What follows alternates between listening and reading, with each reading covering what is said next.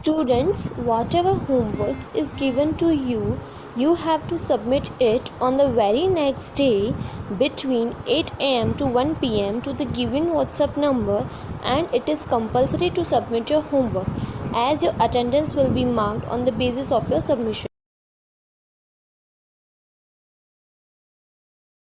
Now, next paragraph is arrival of Mahatma Gandhi.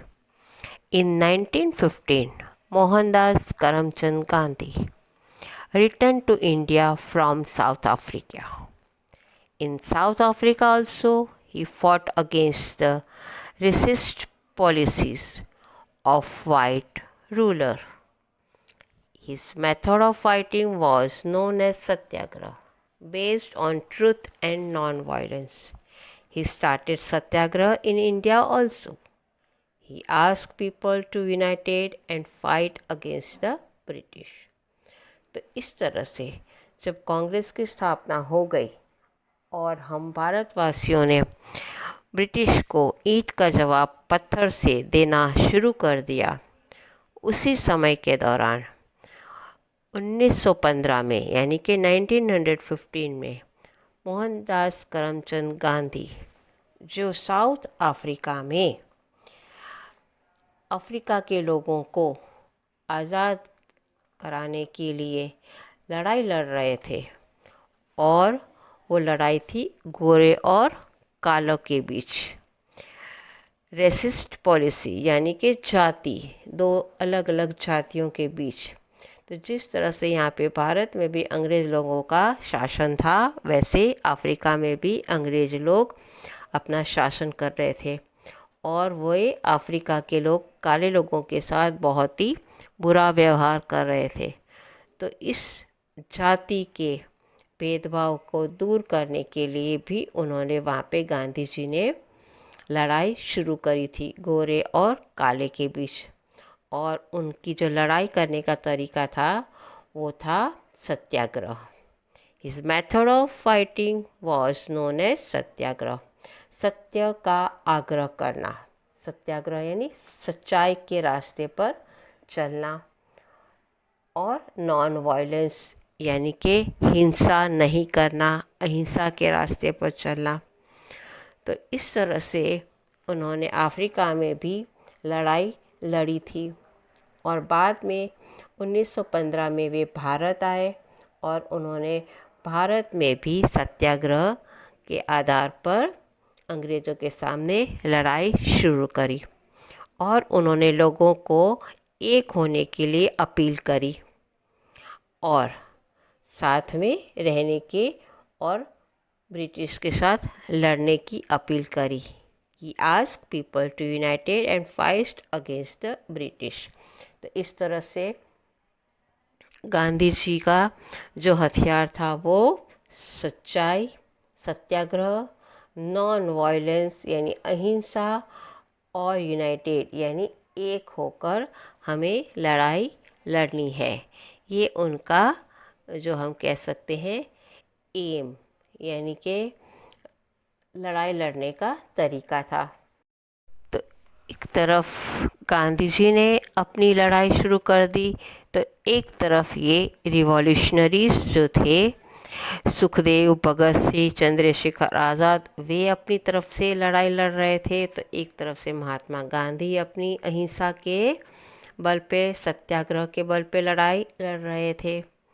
और उन्हीं समय के दौरान जलियांवाला बाग मैसेकर यानी कि घटना हुई जलियांवाला बाग में। On 13th April 1919 a public meeting was being held at Jallianwala Bagh in Amritsar. तो इस तरह से अमृतसर में जलियांवाला बाग नाम का एक बगीचा था, वहाँ पर एक मीटिंग रखी गई थी, और कहते हैं उस दिन वैशाखी का त्यौहार भी था, वो भी सेलिब्रेट करने के लिए लोग इकट्ठे हुए थे। This park had only one entrance, और उस बगीचे में जाने के लिए मात्र एक ही गेट था। General Dyer entered the park with his troop and closed the only entrance of the park. और उस समय जो एक बहुत बड़े अफसर जनरल डायर थे, वो पार्क में अपने सिपाहियों के साथ, ट्रुप यानी पूरी एक टोली के साथ आ गए और उस पार्क का दरवाज़ा जो है बंद कर दिया. He commanded his troop to fire at the gathering. और इस तरह से दरवाज़ा बंद करने के बाद बगीचे में जितने लोग थे उसके ऊपर जो है गोली बरसानी शुरू कर दी. उन्होंने ऑर्डर दिया, कमांडेड यानी कि आदेश दिया. ट्रुप यानी पूरे दल के, उन्होंने अंग्रेज़ों के जो ट्रुप थे, दल को लेकर आए थे, उसको आदेश दिया. और इस तरह से the firing lasted for 10 minutes, killing 100 of men, women and children. और इस तरह से करीब करीब 10 मिनट तक लगातार गोलियों की बरसात हुई और उसमें सैकड़ों आदमी, औरतें, बच्चे मर गए. This was the worst incident of British rule. और इस तरह से ब्रिटिश के इतिहास में ये बहुत ही खराब घटना मानी जाती है. अब क्या हुआ, जब ये जलियांवाला बाग में ये घटना घटी तो हमने भारतीयों ने नॉन कोऑपरेशन मूवमेंट यानी कि असहयोग आंदोलन, अब हम आपको सहयोग, आपको साथ नहीं देंगे, तो ये आंदोलन शुरू हुआ.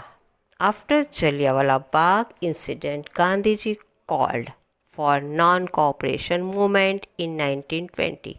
और इस तरह से 1920 में ये असहयोग आंदोलन शुरू कर दिया गांधी जी के नेतृत्व में, गांधी जी के आदेश से. People were asked not to cooperate with the British government. और इस तरह से गवर्नमेंट को हमें कोई साथ सहकार नहीं देना है. During this moment many other leader like doctor Rajendra Prasad, Sardar Vallabhbhai Patel, Sarojini Naidu, C Rajagopalachari, Maulana Azad and Jawaharlal Nehru participate. और इस तरह से और भी जो है नेता इस आंदोलन में जुड़ गए, जिनमें से राजेंद्र प्रसाद, सरदार पटेल, सरोजनी नायडू, राजगोपालाचार्य, मौलाना आज़ाद, जवाहरलाल नेहरू और कई. But this movement was immediately stopped by Gandhiji when some people in Chaura Chowna set fire to a police station. In this incident, 22 policemen died. और इस तरह से जब ये मूवमेंट के चालू हो गया तो इसमें कई लोगों ने जो है चौरे चौरा नाम के एक जगह है उत्तर प्रदेश में, वहाँ की जो पुलिस स्टेशन है उसमें आग लगा दी और उसमें 22 पुलिस लोग हैं वो मर गए. इस तरह से हिंसा का साथ लिया. तो इससे गांधी जी ने इस नॉन कोऑपरेशन मूवमेंट को तुरंत ही बंद करवा दिया, क्योंकि वे हिंसा में नहीं मानते थे, वे नॉन वायलेंस में मानते थे, अहिंसा में मानते थे. इसलिए जब उन्हें पता चला तो ये मूवमेंट गांधी जी ने रुकवा दिया.